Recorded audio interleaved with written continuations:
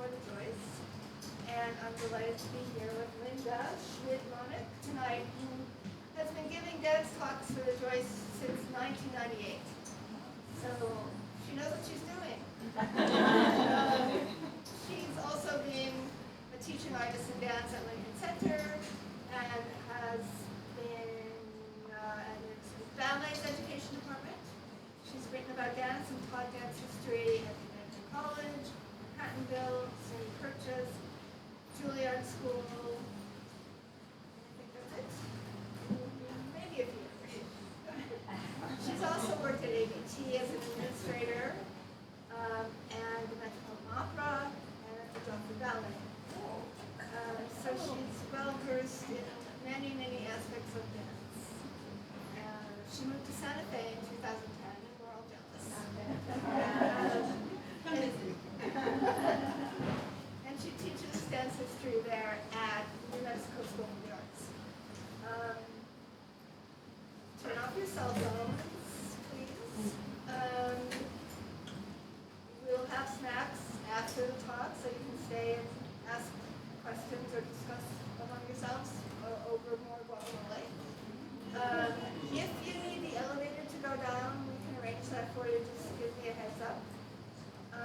Also, we hope that you will be able to see Restless Creature at the Joyce, which runs from Tuesday, May 26th through Sunday, the 31st. Without further ado, I'll give you Linda.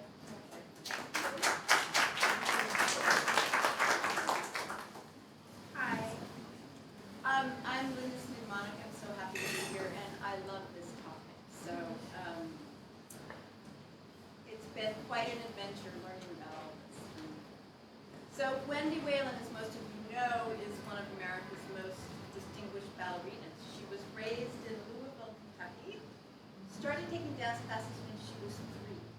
She was the middle child of 3. She said she was quite hyper, so her mother put her in ballet classes with Julie Wooten, who she credits with giving her the kind of placement that prevented many injuries as she moved on through her career. So we want to give that early teacher some great credit. As most of you know, and some of you may have been there, she recently retired from New York City Ballet after a 30-year career. She was one of the first generation of post-Balanchine dancers. Mr. Balanchine died in 1983. She joined the company in 84 as an apprentice. And I think something that people forget, unless you've really watched her dance from 84 on, is that she worked her way up through the company. She started as an apprentice in 84. In 86, she was made a Corps de Ballet member. In 89, she was made a soloist. In 91, she was made a principal dancer. So she was not given everything at the beginning. Do you know what I mean? And that is part of what has been so interesting watching her career, is how she worked to become a principal dancer. You know, she is now an icon for us, but let's not forget the amount of work that went into her career. Peter Martin, some of you will remember this. When Balanchine died in 1983, he was under a tremendous amount of scrutiny from both the press and from audiences about what was going to happen to New York City Ballet after Balanchine's death. What direction was it going to go in? He helped move the company forward, I feel, by creating projects for new work. Some of you will remember these: the American Music Festival, the Diamond Project. Then he created the New York Choreographic Institute for Young Choreographers, commissioning many, many choreographers and composers to create new work. Christopher Wheeldon, who many of you know, or you know of his work, was appointed resident choreographer the first time that it happened at New York City Ballet from 2001 to 2007, after performing with the company from 93 to 2000 and being the company's artist in residence in 2000. So it was during this era of an absolute commitment to new work that Wendy Whelan's career really completely took off. And it's when she emerged as one of their most interesting dancers, known for her artistic range, for her intelligence, and for this enthusiastic participation in the creation of new works. Peter, she said, brought forces in dance to the company, new creative endeavors, some great, some not great, but we got time in the studio with living choreographers. She particularly remembers when William Forsythe came to create Behind the China Dogs, which some of you may have seen, the China Dogs literally upstage. She said, I'll never forget Billy Forsythe at the time. Billy Forsythe, bad boy. I was working at the Joffrey then, and indeed, he was doing love songs. They practically had to lock him in the studio to get the lights figured out for a new work he was making for Mr. Joffrey. So she said, he made Behind the China Dogs. I thought it was the damn coolest thing I'd ever seen in my life. I was like, God, I want to be in that.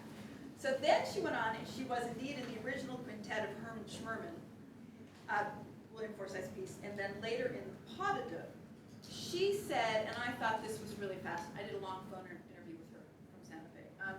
She said, working with Forsythe was like meeting my own version of Balanchine. Knowing that feeling that he would go on to have this incredible body of work, and indeed, he went on and created this incredible body of work. She also worked with Twyla Tharp in Beethoven's Seventh, which some of you may remember. Her first work for City Ballet was in 1984 when she co-choreographed Brahms' Handel with Jerome Robbins. So Miss Whelan experienced for the first time with Twyla Tharp a choreographer's decision to replace the music with a new score and rework the choreography. She said Tharp, actually choreographed it to some other Beethoven nocturne sonata or something. She choreographed this whole thing. This was my first experience of this ever. She came in one day, practically in her pajamas. She had obviously been up all night long. She had reworked the ballet and completely changed the music to Beethoven's Seventh. She said, okay, we're gonna lay it out like this. It was a whole new work overnight, and I kind of loved that. It was fun and very thrilling. So she also worked with Jerome Robbins on Brandenburg, which some of you may also remember to some of the Brandenburg concerti in 1997. She said, okay, let's just remember that Mr. Robbins was famous for not being the easiest choreographer to work with. She said, luckily I got him when he had slowed down and it was a little tired, calmer. She said in her program with Damien Witzel, who as you know was once principal dancer with New York City Ballet, is now the artistic director of the Vail International Dance Festival. So they did this wonderful program at the City Center, and she said, luckily I got him when he slowed down. It was a little, she said, I never got yelled at. He liked my energy.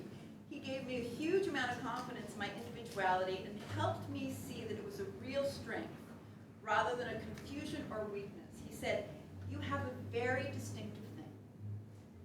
So she entered the company from SAB thinking, oh, I only want to dance Balanchine. This is what they all think. Oh, I'm only going to dance the Balanchine repertoire, you know. Never imagining she would become known for her roles in new works by William Forsythe, Twyla Tharp, Alexei Ratmansky, Christopher Wheeldon, among others, Ulysses Dove, when she did Red Angels. This eagerness to be an active participant in the creative process is what Damien Witzel calls, and I love this, her museness, which is, I think, perfect. She has been especially known, as most of you know, for her roles in the Christopher Wheeldon ballets. He said in a 2014 Times interview, she launched me as a choreographer. She challenged me not to settle, and that was a first. Somehow we unlocked something in each other. What makes Wendy unique is that she has the inexplicable ability to make abstract movement take on certain poetry through simplicity. A look, a breath, a sculpted shape, story always hovering in the air around her.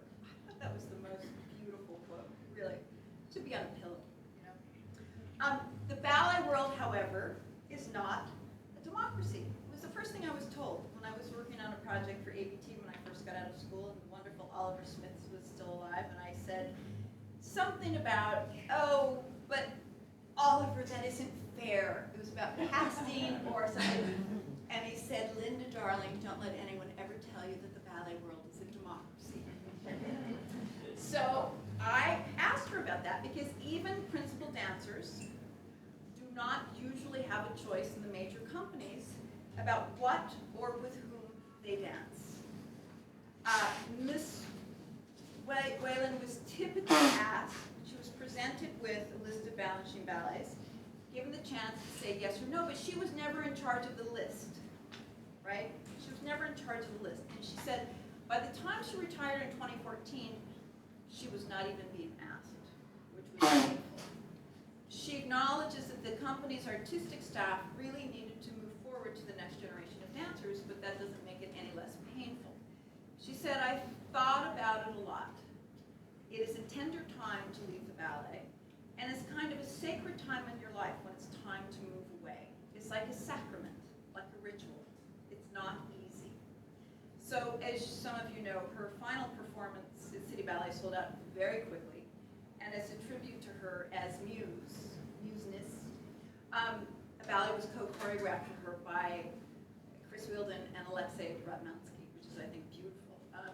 So feeling that she had much left to do and explore artistically, Wendy Whelan commissioned 4 contemporary choreographers to create duets for her program, Restless Creature. Kyle Abraham, Joshua Beamish, Brian Brooks, and Alejandro Cerrudo. The music ranges from J.S. Bach to Max Richter, and an unpronounceable name of an Icelandic composer, who I will struggle with in a bit. The program premiered, as some of you may have seen this, in 2013 at Jacob's Pillow, but then she had to have hip surgery, so for the performances, she had a torn hip, needed time to recover. So she's recovered, she's back, and we have the program. She faced this setback with, of course, tremendous grace and tenacity. So without further ado, I'm going to show you a film that a friend of mine made. Some of you may remember her as a dancer. Lisa Reinhardt danced with ABT. When she finished at ABT, she went to NYU, where she got a BA in liberal arts from Gallatin. Then she went on to get her MA at NYU in cultural communications.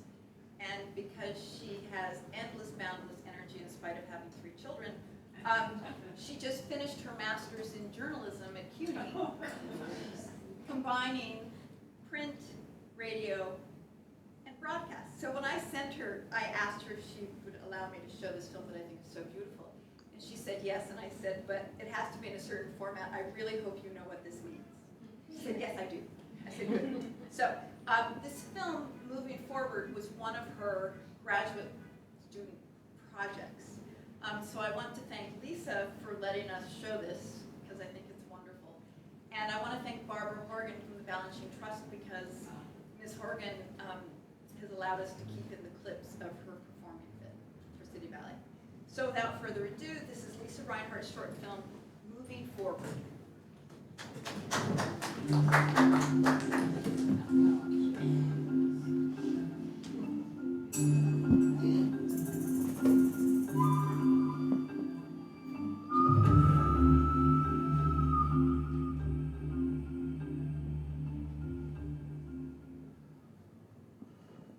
Like, somebody will put up a picture of Wendy Whelan or something, and literally one person said, oh my god, she's like 9,000 years old.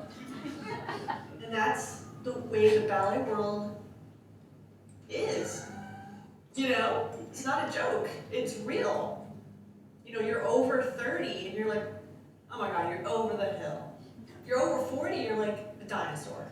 And if you're over 45, you're obviously 9,000 years or more.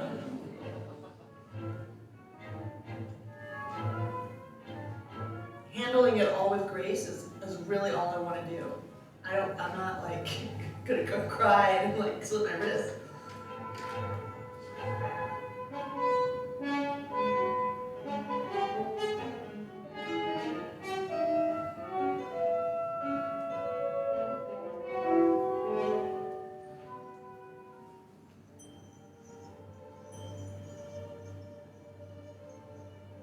I wanted to be an artist or an athlete.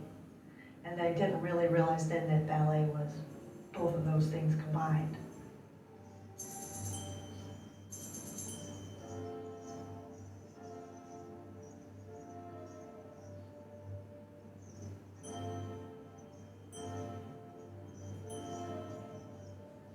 it's just like getting drunk.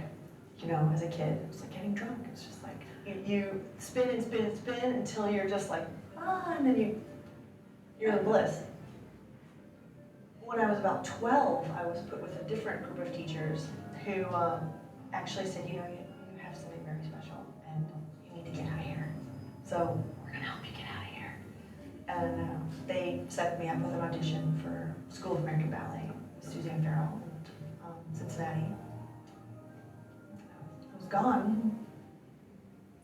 I was asked to join the New York City Ballet as an apprentice in 1984. When I was 17, I was given my contract in 1986. And then in 1989, I was promoted to soloist, and 1991 to principal dancer.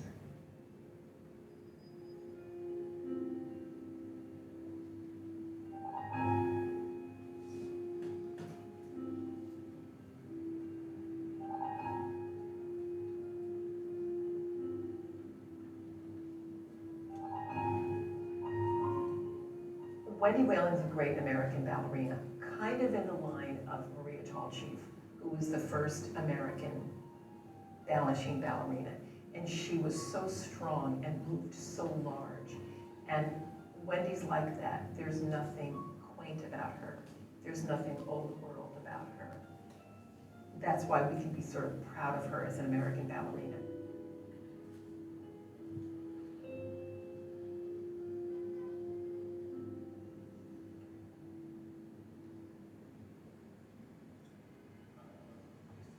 I was not dancing a whole lot at New York City Ballet.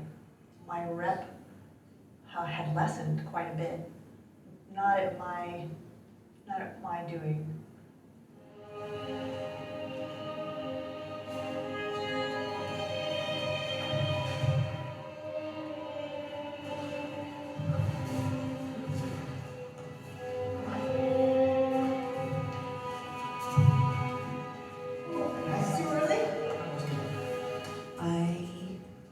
Some new inspiration and some new challenges in my life at this tender age of 46. And being a ballet dancer, I was feeling the end of something. I needed the beginning of something else.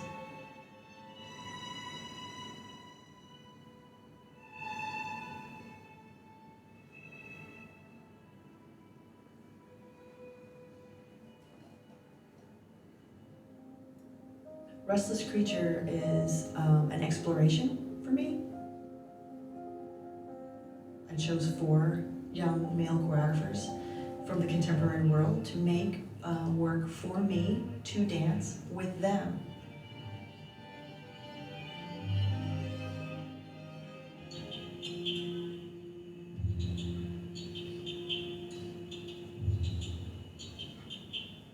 Kyle asked me originally, what do you want from what we're gonna do together? And I said, I want you to transform me. I want to feel like a different person, and I want people to not recognize me.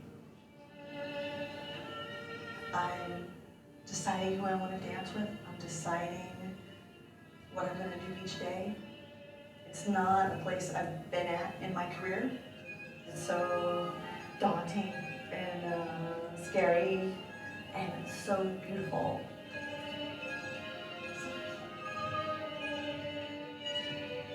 I feel like I'm bursting with something. When in the ballet world, a ballerina at 46 would not necessarily be seen as bursting with something. And I feel it. I feel like I'm absolutely bursting with something.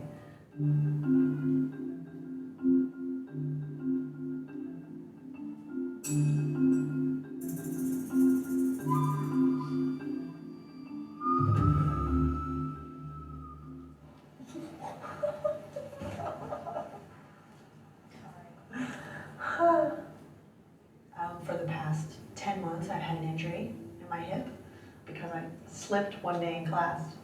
And my world switched.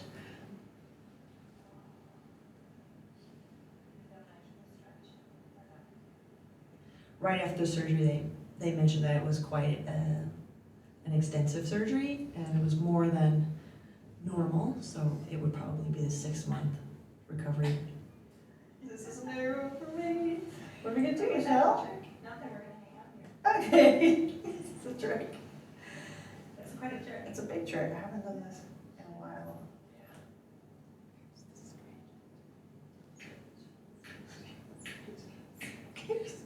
Okay. Balance sheet style.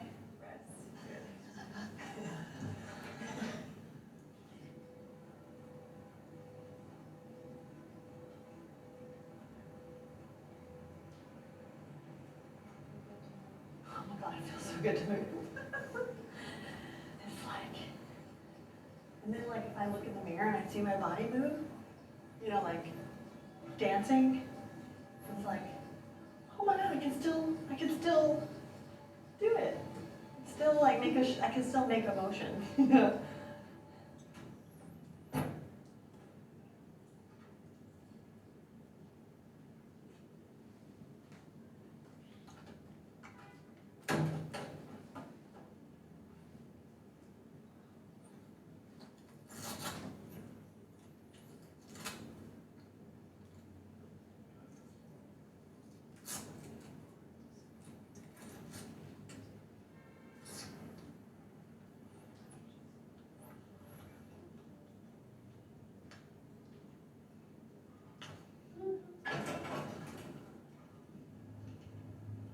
Get really tall on the side.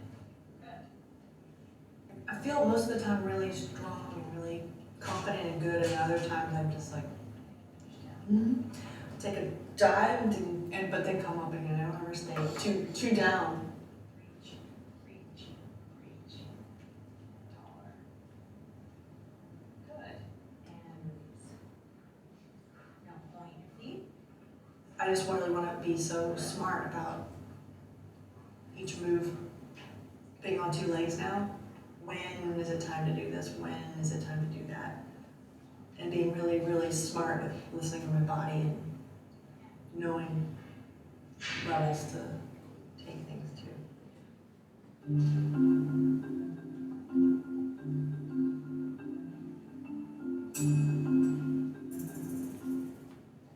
You realize you're human, you realize you break, you realize you can't stay that certain ideal, and there's shame in it. I don't want to be ashamed of anything that I've done or will do, and I don't want to be ashamed of the mistakes I'm going to make. I don't want to be ashamed of things I can't control.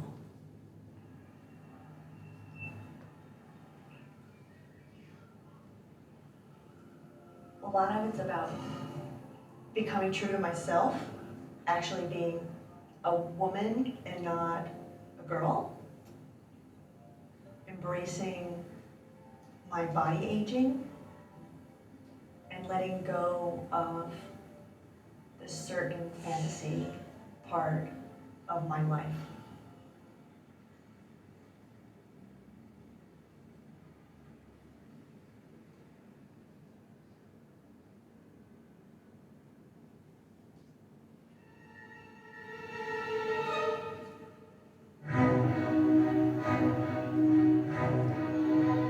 So not ready to stop dancing.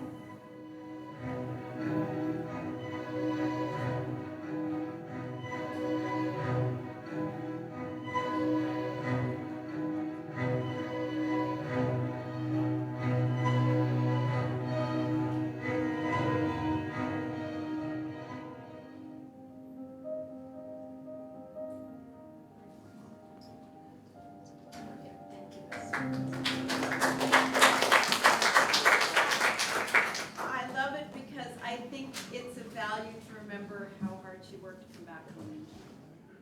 You know, and how lucky we are that she was able to come back home. So now I'm going to talk about Restless Creature, the program. I'm going to go through it in the order it's going to be performed. So you can make these mental connections without reshuffling them alphabetically. This is interesting because I want you to get a sense of each choreographer, their work and their music choices. I must also say this is interesting because for each choreographer, they're both inside and outside the work. And all we can say is thank God for technology and thank God for iPads. Because the iPad has become the Bible for everybody of filming what they've done so they can go back and look at it together. Because of course, if the choreographer is partnering, they can't necessarily see what they're doing. So it gives them a tool to be able to step back and look at it, which is genius. You know, actually, when I spoke to her, her iPad had just broken, and I said, "Oh my God, what's going to happen?" So it was a real panic, but it was being handled. Thank goodness for that. What's interesting is that she enters into 4 different artistic worlds. And I just want to mention, I say this to my students all the time, so it means I get to say it to you.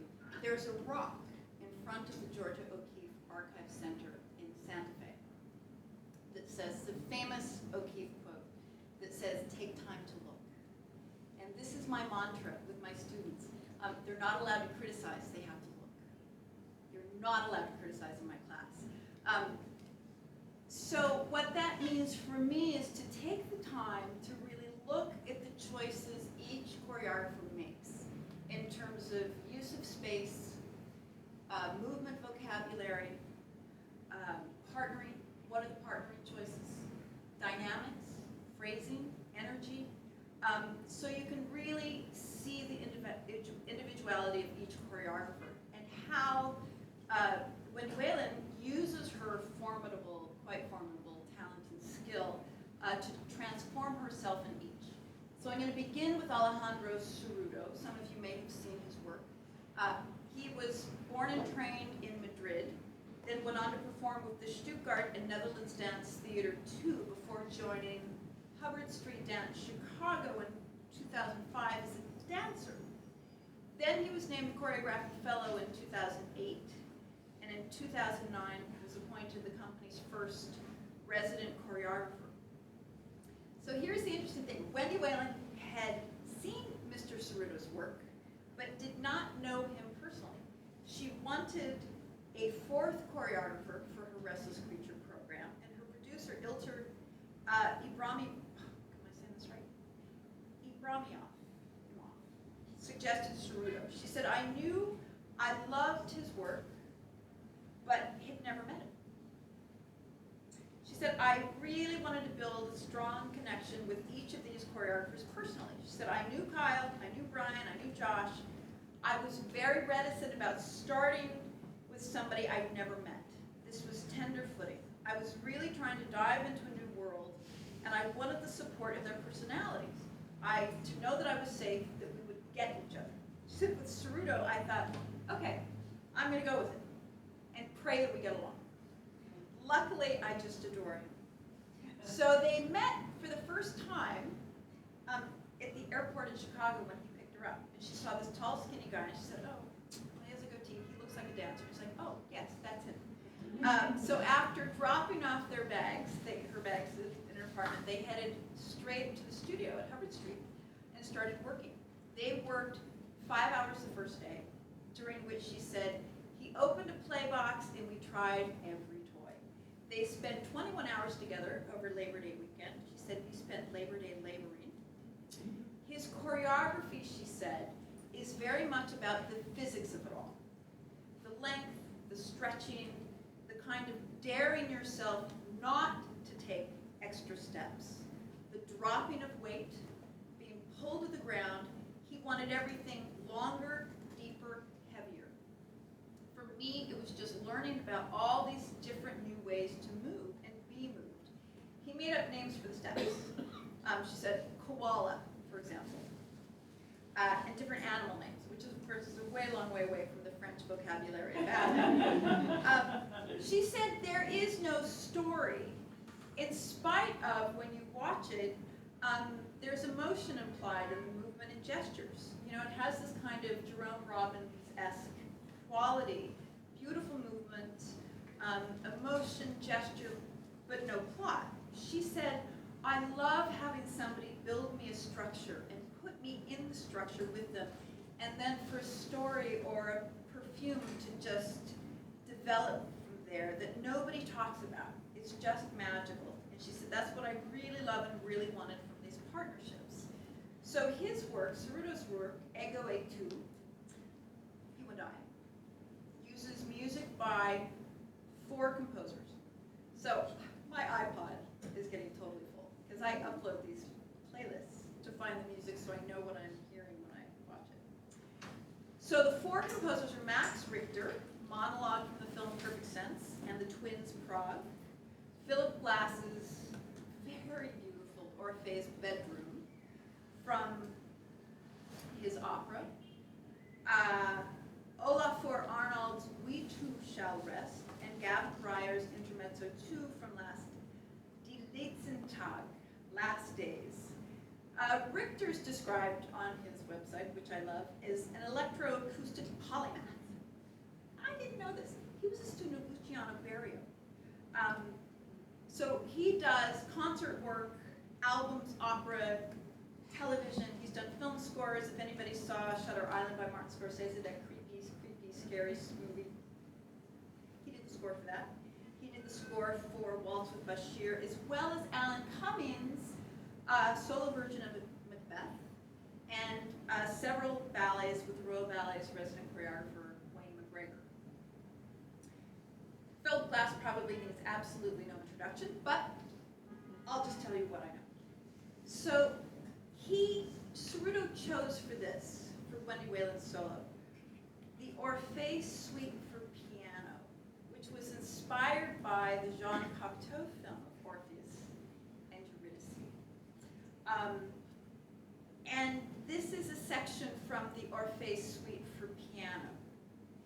And in this music clip, you can hear the ghost of the Gluck music that, of course, Balanchine used famously in Chicago. So it's a very beautiful, I, of course, downloaded the whole thing. I thought, okay, I love this, I need to listen to this more. And Olafur Arnalds is a young Icelandic composer who mixes string and piano with electronic music. We Too Shall Rest is from his album Living Room Songs. By the way, every time I do this, I learn about a new composer, which is why I love doing this, because I'm always like, oh my God, who is this person? How do I know this? Wow. Gavin Breyer's, most of you know. He started as a jazz bassist and has composed for opera, theater, dance, chamber, and vocal music. Dance audiences will know him. He's done work for Billy Forsythe, Lucinda Childs, Maggie Moran, Yuri Killian, Carol Armitage, and most memorably, Merce Cunningham's Biped, which is one of my favorite Cunningham works. So Intermezzo 2 is from a set of 1992 violin duos that he wrote for the opening of an exhibition in Seville to produce work for the end of the century, hence the title Last Days, which I thought was interesting. Cerrudo begins his work. I just wanted to give you this chronology because I was a little befuddled at first in terms of what the order was. So he begins his work with Monologue by Max Richter. No dancers, just the music, which sort of introduces the work.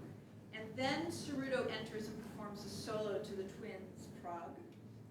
Then Wendy Whelan emerges from the dark, upstage, and performs her solo to Orpheus' Bedroom.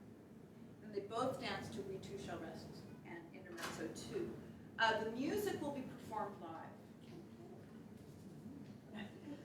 by the Bryan String Quartet, Anna Elishvili, Ben Russell, Caitlin Lynch, and Tomoko Fujita, with Rachel Kudo on piano.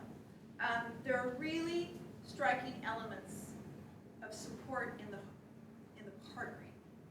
Head to hand, hand to elbow, all done with sort of tremendous tenderness. In one moment, it's hard not to think that it doesn't refer to Orpheus and Eurydice, because after the Orpheus music, when he comes out, there is a moment where she puts her hand over his eyes and wraps her arm around his waist, and it's just so beautiful, and you can't, well, I couldn't help but think, oh, how beautiful. You know, a touch, a whiff, the perfume of Orfeo, you know? So I'm going to show you these double clips in a row. The profile of Alejandro Cerrudo working with Wendy, and then a clip of the performance, because I want you to see how the rehearsal translates a little bit into the performance, and I want you to think about when you see the performance, that idea of lower, longer, reaching more, without putting in a lot of pot of, without making extra steps. I think that was the real challenge, to stay low. And a lot of the partnering there, her hands are on his hips, and she kind of floats very low to the floor in some of these. So you don't, not lifts like this lift, but lifts where she's off the floor, but very low, very kind of floaty quality. So we're going to see 2 clips in a row. This is of Alejandro Cerrudo's work, Ego et tu.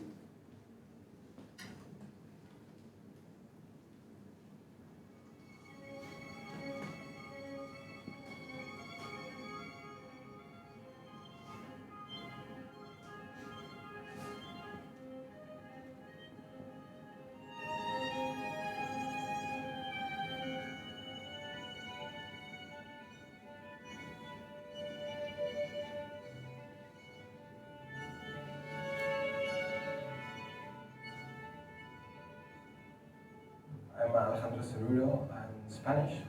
I grew up in Madrid. So the first time I met Wendy was in Chicago. I picked her up at the airport, and right away we got into the studio. So it was really the first day we met each other. We were in the studio for maybe 5 hours. I like when we sit and meet together, we're natural steps. Yeah. Those I like. Very good. Okay.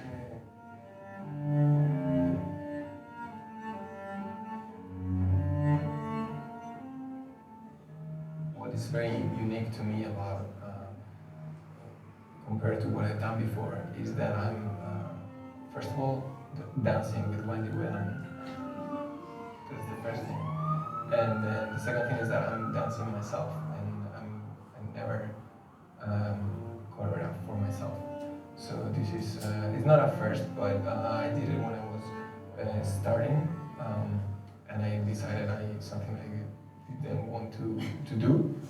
But since this project was with Wendy, I got very excited about it, and here I am. So this is a very special project for me in that sense. You know, it would be nice to, if you do a plie before that shooting, like take it from down, so we have things.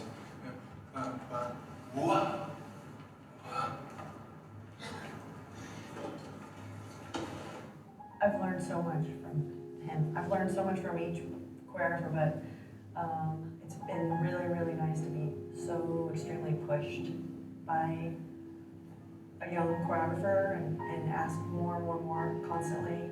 Go farther, do that deeper, think about this more, let's go back and, so it's exactly what I hoped for with this, was that kind of a challenge, and she's bringing it.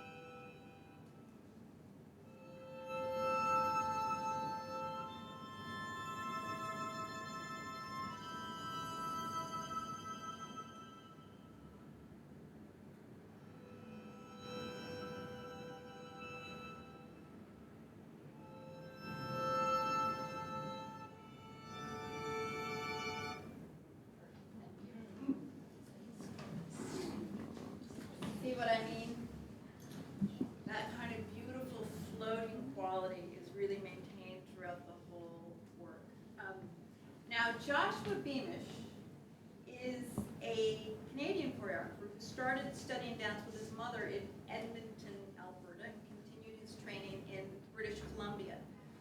This is interesting because many choreographers start out as dancers and think, oh, well, maybe I'll try choreographing. He knew at the age of 17 that he wanted to be a choreographer. And he has been the artistic director of Movement Company since 2005. He met Wendy Whelan in Willie Berman's ballet classes Steps. The famous Willie Berman, everybody goes to Willie's classes. I mean, and have for like 25 years. So they met at Steps. He created the ballet Waltz of Polka for Restless Creature in 2013 with music by the Slovenian composer Borut Krzyzewski. In a talk moderated by the great Marty, and by the way, I have to say thank you to Jacob's Pillow for this beautiful performance footage. This is from the premiere performance, so I really want to thank the Pillow for letting us use this. And Maura Keith moderated this wonderful discussion after the premiere and asked about this seeming transposition between upper body and lower body. And Joshua said, we're in unison but not quite. I created this material and I had Wendy transpose it into her legs, the arm movements into her legs. I feel like my movement is very concentrated in my upper body, and so with Wendy I wanted to utilize the articulation that she has through her legs. So that's where I came up with the idea of having her do legs and me do arms. After encountering technical problems, lighting, music problems with this first work, he decided to totally rework the ballet. This time using J.S. Bach's Partita No. 2 in C minor that he heard Glenn Gould play, and Glenn Gould plays Bach. So the work is now called Conditional Sentences. So like Twyla Tharp with Beethoven's Seventh, he said, I knew that it was the right fit for my reimagination process. He wrote me this incredible email. He said, I radically restructured and chopped up the sequencing and added some new phrasing, which in turn produced an entirely new atmosphere and physical relationship. I considered the idea of a duet as a dance for two bodies moving in tandem and opposition. Their actions depend on the action of a singular other. In a solo piano work, the sound produced by the right hand is entirely relative to the notes in space offered by the left. In grammar, no choreographer has ever written me an email about grammar. In grammar, conditional sentences are those where the action of one part is entirely dependent on the position of another. For example, I would go outside if it weren't raining, or I would go right if you go left. This seemed like the ideal title to summarize the physical and emotional relationship that exists in conditional sentences. Now, when I spoke to Wendy Whelan about the work, she said, now it feels perfect to me. Like Twyla, Josh's steps felt like they were made for that music, and they're inspired with that music. She said, for me, I feel the steps in a much richer way. That was amazing. She said, now it pops. Laying down choreography on different music and watching how it now virtually explodes in a different way. It was great to go from one to the other to see what happens choreographically to the steps when they're placed over a different structure. She said, you know, it's sort of like a Rubik's Cube. It takes a really smart guy to do this. And over time, it just feels better and better. So here is the Josh and Wendy profile. And then we're going to go, now remember, I'm showing you a clip of the first work from 2013 because we couldn't get a new clip in time of the new work. So I want you to hold this idea of the movement in your head and see how it looks different because when you see it performed with Bach, it becomes a totally different work. Okay? Your homework.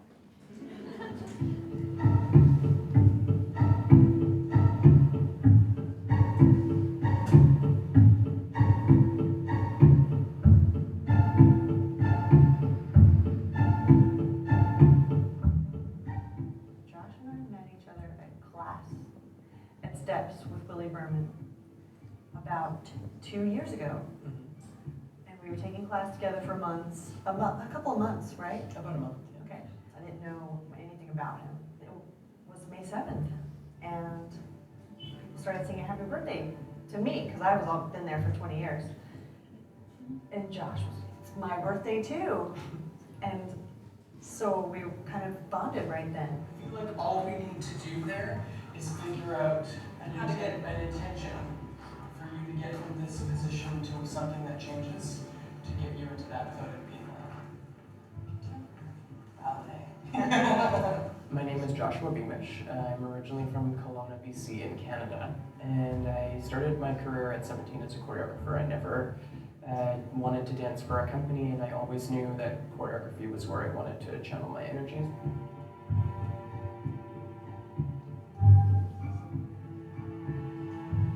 His quality of movement is so unique and so his own and so challenging for me. He's really had to slow down for me because he's just a speed lightning guy in his movement. And his whole being, he's really like a little lightning bolt of an artist and a thinker and a doer. I definitely work Yeah. with theme, if not like a literal narrative, but I definitely feel like our relationship is most of like the basis of what I work with. So, and every relationship has a story. So it's not necessarily a story that I want to communicate to the audience, but I definitely want them to feel the nature of the relationship between two people. And duets are my favorite thing to make, because I love being able to explore the dynamics of two people.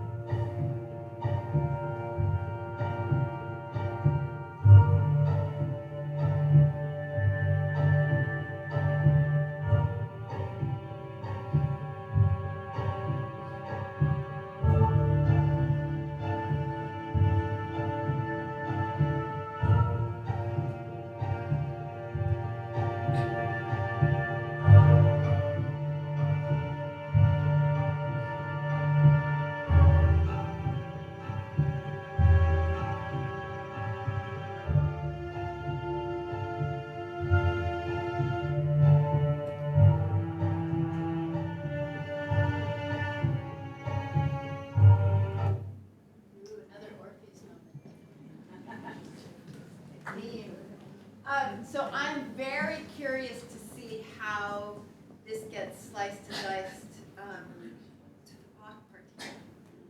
can't wait to see this. I can't wait. I'm so curious about how choreographers do that, because we don't often get in on that process of how do you restructure something to a totally different score. You know, but I have this theory about how great Baroque music is for ballet. That's, you know. Anyway, the next choreographer is the wonderful Kyle Abraham. Wendy Whelan first saw Kyle Abraham, founder and director of his own company, Abraham in Motion, at a Fall for Dance program in 2007. She said his work is the most challenging. When you see the performance, you'll know why. He inspired me to go deeper in my body, she said, into a more distant place physically. Kyle Abraham was born in Pittsburgh, Pennsylvania, was inspired to dance by Joffrey Ballet's Billboards, to music by Prince. Do you remember that, when it was done? So he went on to SUNY, the great SUNY Purchase, where he received dance department, where he received his BFA, and then he went on and did his his MFA at NYU. As you probably know, he was made a MacArthur Fellow. He received one of the Genius Grants in 2013 and was the New York Live Arts resident commissioned artist for 2012 to 2014. He is a very interesting guy because he brings tremendous dance training, plus music, cello and piano, and visual arts to his work. I especially liked the description of his class at Steps. I thought, oh, I'd take that class. Abraham is best known for dynamic phrase work based on his own self-intuitive movement sensibility, often viewed as a hybrid, remember this part, a hybrid of hip-hop, Limon, and Cunningham technique. One does not often hear those three descriptive words in the same sentence. The opening warm-up sequence focuses on the fluidity of the spine, articulation, and core body strengthening. His work for Wendy Whelan is The Serpent and the Smoke. He said in an interview, "I'm a big fan of mythology, and I've been a history geek since high school." Words to make my hair sing. The piece I created for Restless Creature came from a myth I thought I'd heard. A snake becomes enchanted with the movement of smoke. As it turns out, he said, the myth doesn't exist. I didn't know. So the music is number 304 and 320 by German pianist Hauschka and Icelandic cellist Hildur, the pronunciation of which I will play for you on my iPad. I looked it up today.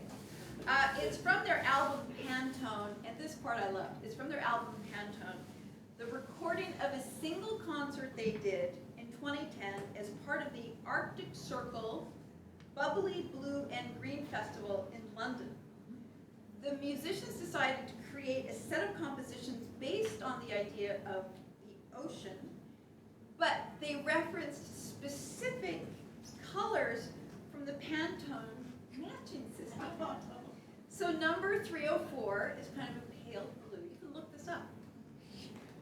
And number 320 is a deeper kind of greenish blue. Like John Cage before him, Hauschka is well known for his use of prepared piano, where he alters the sound of the piano by putting things, objects, between the strings and the hammers. I asked if it was counted. I'm always really curious about how do you count it? How is this done? When he said, there's not really any counting in the evening. Josh and I literally have the previous choreographer. We have one moment of counting. He counts 6 and I count 4. For Kyle, we really hit different milestones in each performance. Oh, there's that music, and where are we now? Are we ahead of it, or are we behind it? We're always at a different place within the performance. Imagine doing that in Swan Lake. The music, the music just fades out, so it's not the end of a track. The music doesn't fully end. They are hoping to have part of the score played live. But as you can imagine, in an evening with no intermission in which there is one piano, the ability to get a piano prepared may not happen, but perhaps the cello part will be played live. We're not, I don't know yet. But Wendy Whelan said, for me, it was the biggest dig into myself. And this fascinated me. Abraham brought in 2 of his own dancers during the creation, the rehearsal process, saying, I'm more interested in the quality of the dancer than gender. So Rena Butler learned Abraham's movement, and Chalfar Montero learned Whelan's movement. Rena shares that Abraham is similar physicality in the way I dance, and I thought it would be best to do my quality as me and have Chalfar, who has a lot of these ballet goods, take on some of Wendy's world and see how those 2 things would interplay. So hypothetically, we could see dancers in Abraham's company flip the roles, right? That you're going to see in this program, they could flip it and have a man dance Wendy's part and have a woman dance Kyle's part. He also referenced, great 20th century choreographers, Merce Cunningham, Mark Morris, Paul Taylor in the work. And Wendy Whelan says, he gave me a taste of all these different choreographers I've never experienced. I never conquered any of it, but I know where he got his ideas from, so I thought that was cool. Abraham's choreography, she says, was the most challenging. He inspired me to go deeper in my body and to more of a distant place physically. I really took his choreography and his movement home, literally home to her apartment. And I tried to dig and sculpt away at it and find this part of my torso and my feet. I have yet to find the footwork. That's just not going to be. Every once in a while, I'll get a little bit of his fast footwork, a little understanding, glimmer of it, and then I lose it again. So it's not something I have fully conquered, but I definitely feel he helped me crack open a new something in myself. And the struggle and the challenge of digging away and finding that little bit was really, really frustrating and really, really enlightening in the end. So here is Kyle Abraham and Wendy Whelan.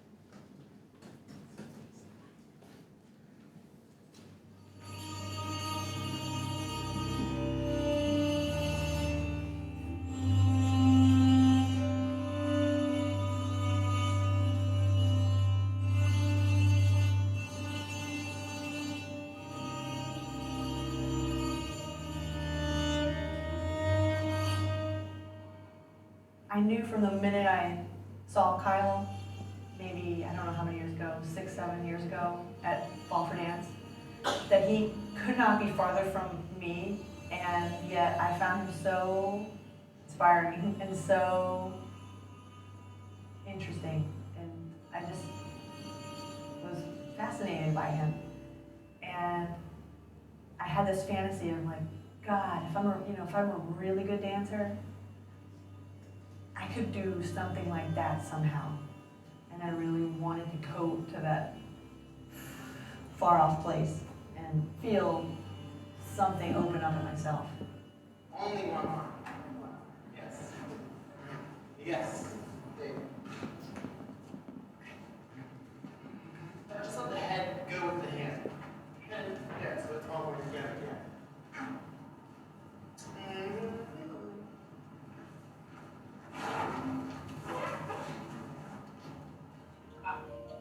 I'm Kyle Abraham, Artistic Director at Abraham in Motion. The work I'm making with Wendy is a new work entitled The Serpent and the Smoke. And I think it's really kind of me thinking about this folklore. I thought there was a folklore, but there isn't. About a snake that becomes enchanted with the movement of smoke.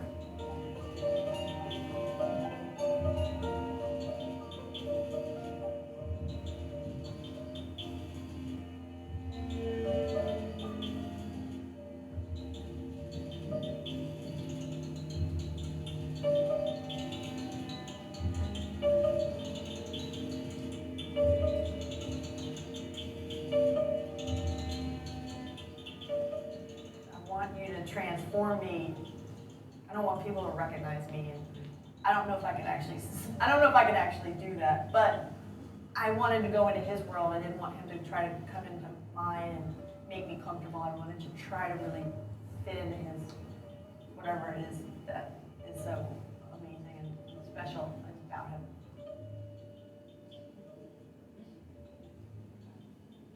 I think the thing that has me the most excited is the amount of faith and trust that Wendy's putting in me to make this work and be presented in a way that really is highlighting her and her experience as a dancer. So just having that support from her as an artist means the world to me. That she would trust me to make something that would show her in a great light.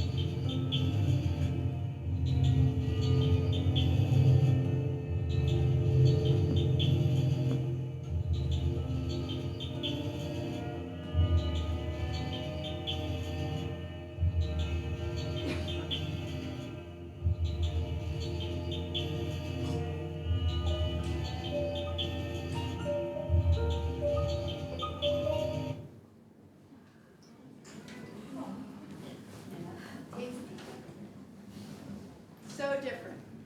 You can just see, I mean, well, that, you know, this is the great thing that dancers never get recognized for. That ability to remember. I mean, dancers who are in repertory companies, the ability to remember all of those ballads, all of that phrasing, all of that music. And in this piece in particular, to remember all of these different arm movements. I think, oh my God, did she ever get into the middle and think, oh my God, which arms am I doing? So speaking of arms, the next choreographer is Brian Brooks. She first met him at the Fire Island Dance Festival. He's the director of Brian Brooks Movie Company. I mean, he danced with a range of choreographers before starting his own company. He's received a number of terrific fellowships, including a Guggenheim in 2013. He was, okay, stay with me on this. He was a part-time faculty member at Princeton where he met Heather Watts, former principal dancer of New York City Ballet, who was married to Damien Witzel. And he has been commissioned 3 years in a row by Damien Witzel to create new works for the Vail International Dance Festival.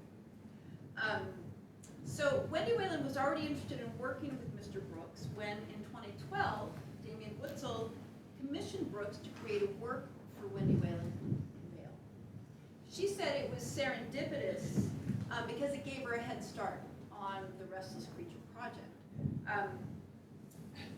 So he created Fall Falls, a veil that is now First Falls for this, to 4 sections of the string quartet number 3 Mishima by Philip Glass, which was the score for the Paul Schrader movie about the Japanese opera Mishima.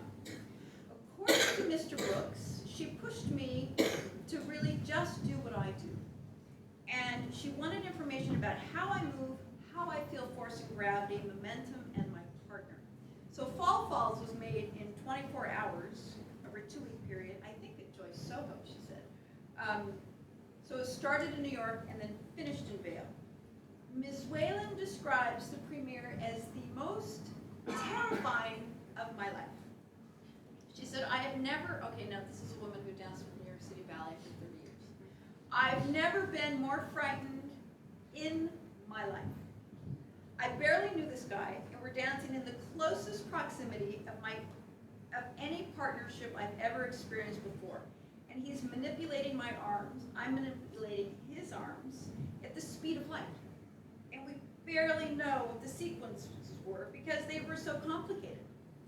They're like the same sequence but with a different facing position, or there's one movement that's left out, or there's an extra movement put in. So they're so close to being the same, but there's slight differences each time, and that's just frightening. The intricate arm phrases, she said, can be remembered only if they are doing it together. She said it's one body with 2 brains, 4 arms, and 4 legs, and it has to move with grace, with an idea, with an intention, and with clarity. She said, and then we just spent more time in the studio. And it started to come, so we became one body, and we trusted each other and knew how each other was under pressure. We made ourselves perform it more and more and more, and literally now it's like riding a bike. We know each other personally so well, and we know each other on stage so well that now it's incredible. We've gone from one place to another, and it's awesome, and I adore this person, and I adore the process we've come through from the beginning to this absolute moment where we sort of bliss out together on stage. There are also falls, hence the name, First Fall. She said something so interesting, and I was so touched by this. She said, it feels for me, because I get that sort of suspension and that catch and that breath and openness in the falls. I feel, she said, a sort of memory of ballet in that moment. The memory of that beauty that you feel when you're doing ballet. And I love that kind of ghost idea of ballet for me that I have in this work. But we never spoke of that. And it was never on the agenda, but for me, that's where it has now evolved. And I love it, and it's very meaningful to me. So I'm going to show you a phrase that shows some of, first the profile, and then the phrase that shows some of the arm movements. So really pay attention to the arm phrase, because I watched it and I thought, holy cow, how do you remember that? Because it's so fast and so complicated and so intertwining. I thought, oh my God, I would have a brain freeze. Anyway, here's the profile. Brian Brooks, Wendy Whelan, and a clip of his work, First Fall.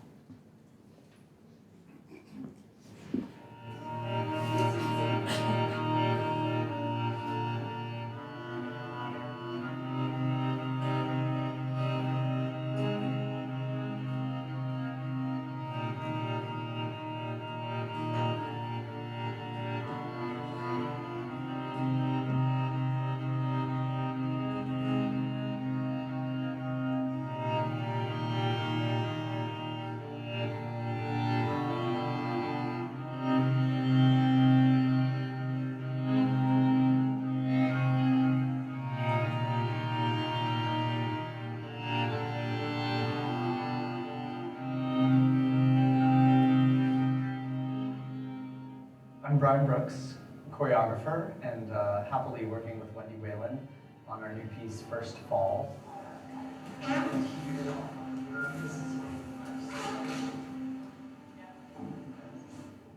Working with Brian, I found myself really excited to go to the studio every day. To spend a couple of hours with him every day was like the best time of day for me. I felt renewed. I felt that someone had a new interest in me on an equal part of me having a new interest in them. So in that sense, it was sort of like, you know, starting to date someone. It's exciting, you know, but it's not dating, but it's like, I just want to spend time with you artistically. And that's a very exciting time. She's extraordinary, and then she's willing to just kind of try something that might fail. So that definitely intrigued me and excited me, and it really fueled the studio because she pushed me to really just do what I do, and she wanted information about how I move, how I see movement, how I feel force and gravity and momentum and my partner.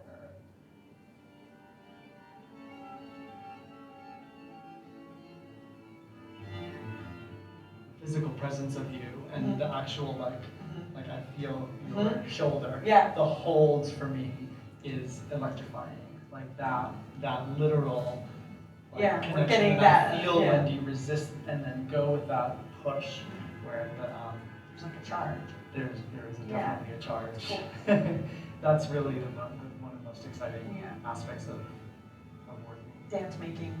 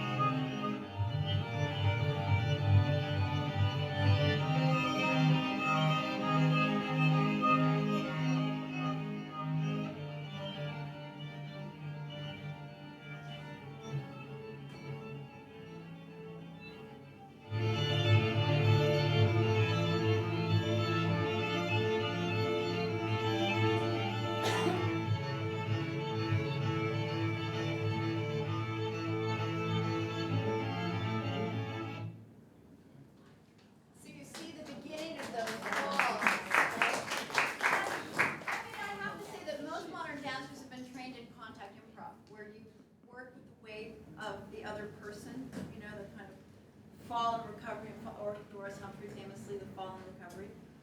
But that's usually not in a ballet dancer's vocabulary. So I think it's fascinating to see, especially in the last section, which I wouldn't even show you because I don't want to spoil it at all. You know, the falls. I'm very careful about what I show. Now I have to mention, because this is done in one solid piece with no intermission, the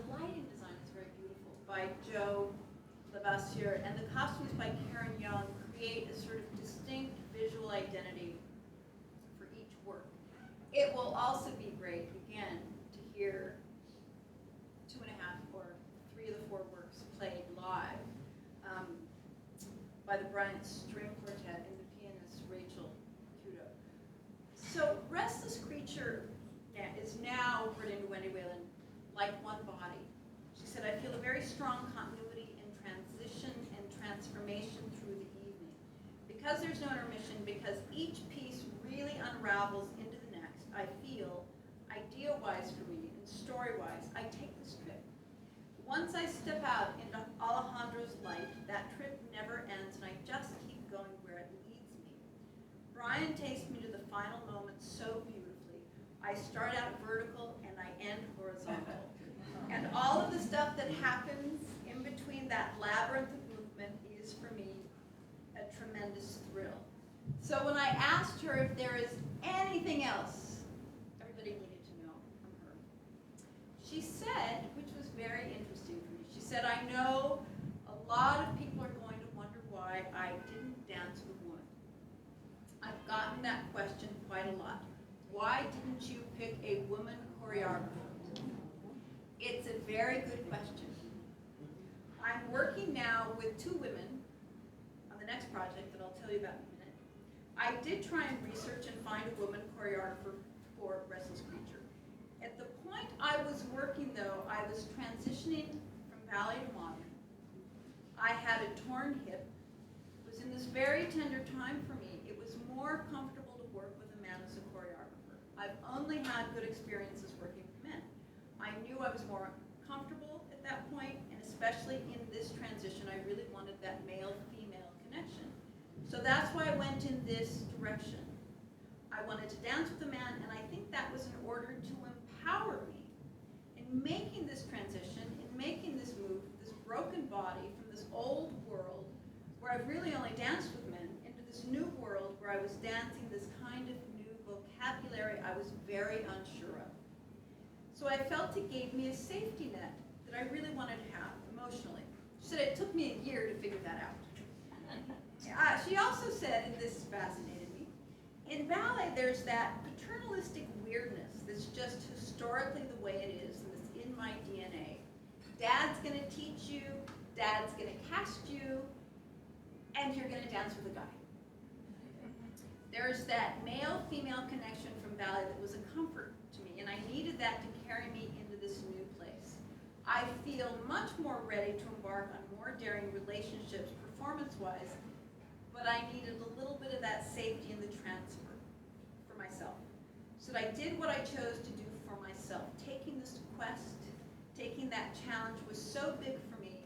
I was drawn to these men, and I loved every moment of it. Well, who wouldn't?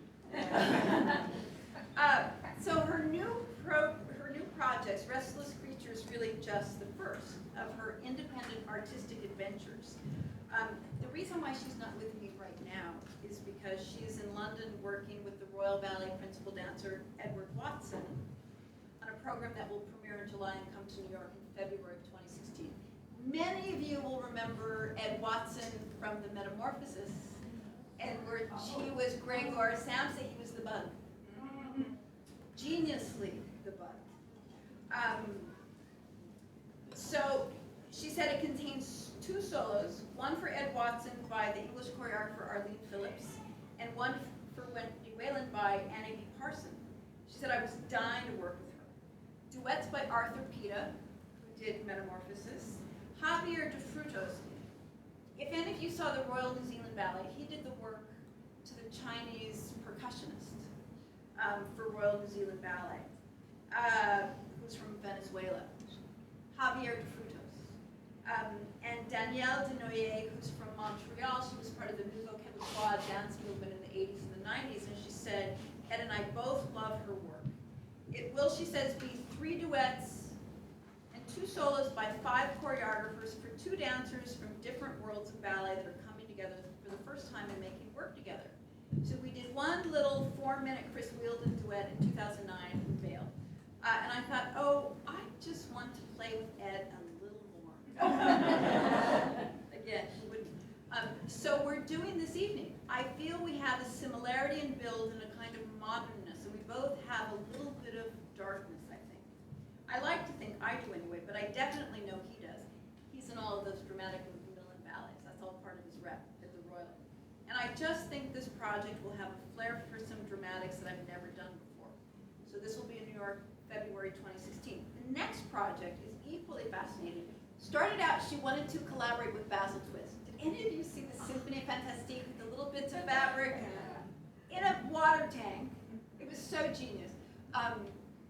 She wanted to collaborate with them, but their schedules, you can imagine, trying to coordinate those schedules. So that did not work, but she's working with puppeteer and interactive exhibit designer Christopher Green, choreographer David Newman, who some of you may know. They collaborated together on a reimagined version of Stravinsky's Firebird for the Little Orchestra Society.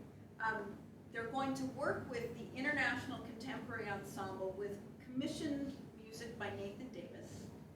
The Brooklyn Youth Girls Choir will sing, and Jock Soto, her longtime partner from New York City Ballet, will perform with Ms. Whelan in costumes by Dries Van Noten. Oh! I want the leftovers. So she said it's a pretty exciting project. So Wendy Whelan has now become a kind of creative force, working with a range of artists in a variety of disciplines. She said, "It's the time in my life to do this. I don't think I have anything to lose. I only have things to learn and places to grow, and there's so much untapped artistry and expression in me. These collaborations can tap that artistry and expression in a new way for me." So I have to say, I have such respect for her willingness to take risks, publicly take risks, working with these very new choreographers. I have nothing but the greatest admiration for her. Not many dancers would be willing to be that vulnerable. I mean, the thing that I learned from the interview with her over the phone was her willingness to really reveal, and her willingness to be vulnerable, and the willingness to take risks. And that's what I admire so much about the program. I admire so much about her and her future projects. So thank you so much for coming, and do you have questions? Questions, anyone? Yes. I thought originally Restless Creature was with 5 choreographers. Not that I've heard. Okay. Not that I've heard. It was originally, somebody else may know this, but as far as I know, it was intended to be 4. Okay. Yeah. I was thinking that. Yeah. Not that I know of. I could be wrong. I've been wrong before. Anyone else? Questions? Thoughts? Who is supporting all this from a financial point of view? Joyce Theater Foundation. This is Linda Shelton, Executive Director of the Joyce Theater. She can tell you more about it. Wendy has actually raised quite a bit of the money herself. She had access to a lot of donors at New York City Ballet, and so many of them have come in to support her work. But she's also had commissioning grants from the Joyce, Jacobs Pillow, and other institutions that want to support her work. And the Joyce is her fiscal sponsor on this, so if you do support Wendy, then check comes to us and we give it to her. Yes.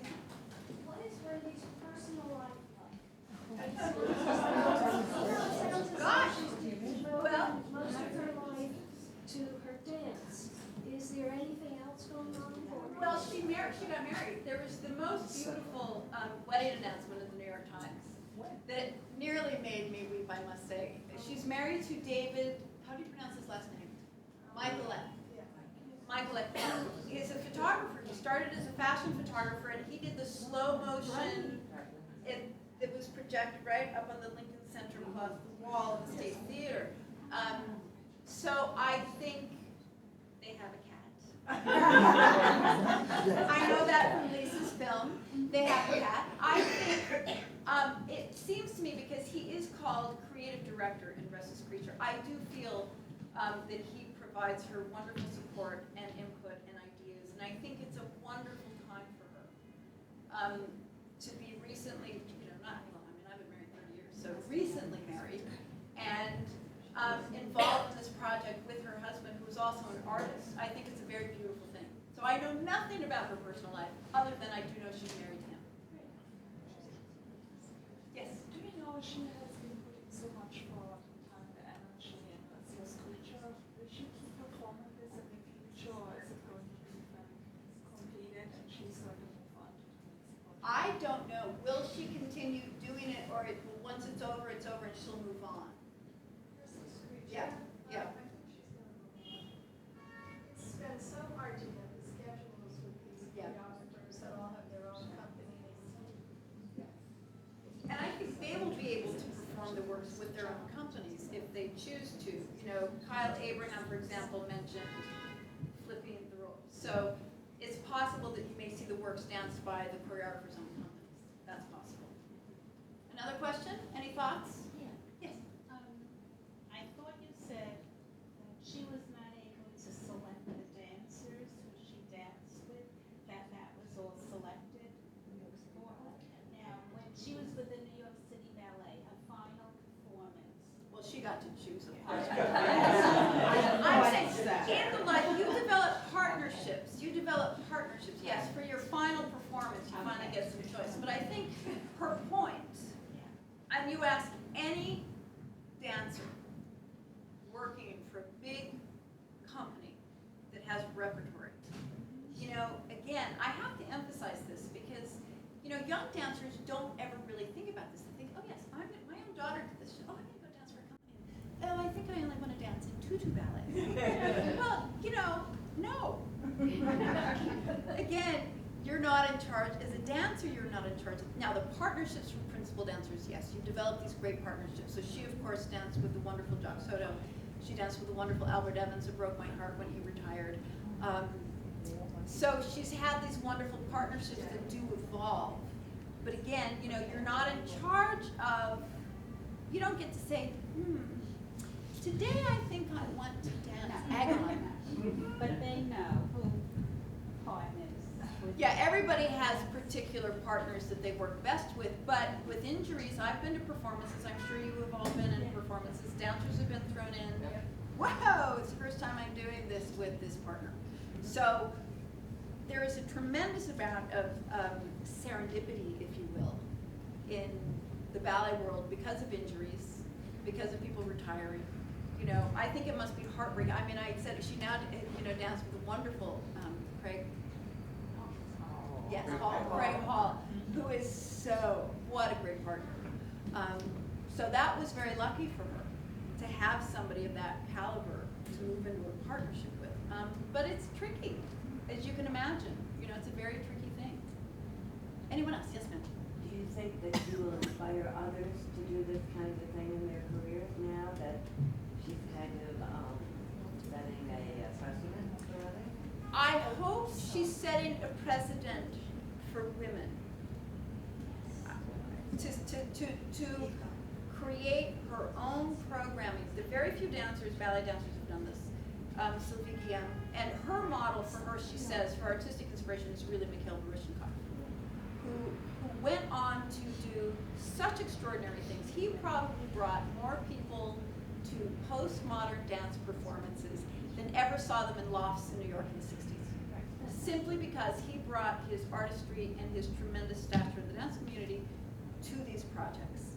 So that's what I hope, is that it inspires dancers to say, I'm not done yet, and I want to explore more things. All we hope is that we have the Joyce Foundation and various other supporting institutions to allow that to happen. Because I think well, do you remember, how many of you remember when Netherlands Dance Theater started NDT3? Oh, it was so great. It's for dancers over 40. So Martine von Hallen was there for a while, and Yuri Killian and Sabine, and it was extraordinary, the artistry that they brought, this lifetime in their bodies of this repertory, and this kind of performing intelligence is what Chris Wheeldon said about her gesture, you know, and the artistry that these dancers have. So yes, I hope very much that she serves as an inspiration, because they're not done yet. You know, 46, she said, you know, dinosaur at 47, thinking, dinosaur at 46? Holy cow. But it's true. It's true. You know, it's true. It's a sad truth about the ballet world that, oh my God, you're 30? Yeah, My favorite thing is when I was working for the Joffrey Ballet, I was still taking classes. I was still in shape. I had a friend, I was 23, and I was teaching a friend, some of you may have heard of Mae O'Donnell. She was a wonderful Martha Graham dancer, and she was tall, so she sort of taught Graham for tall people, which I love. And I was teaching a dancer from the Joffrey her floor bar because Mr. Arpino and Mr. Joffrey had studied with Mae O'Donnell. And my friend looked at me, she said, "Oh, I really hope I'm in your kind of shape when I'm your age."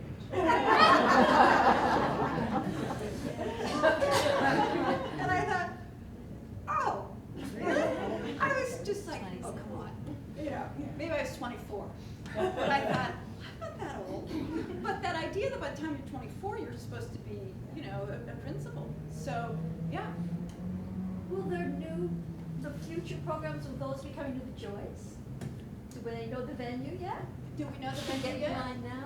The project is going to Civic Center, and the other one is going to BAM. To BAM. Okay, yeah. Sharing the spaces, right? Any other questions? No? Thank you so much.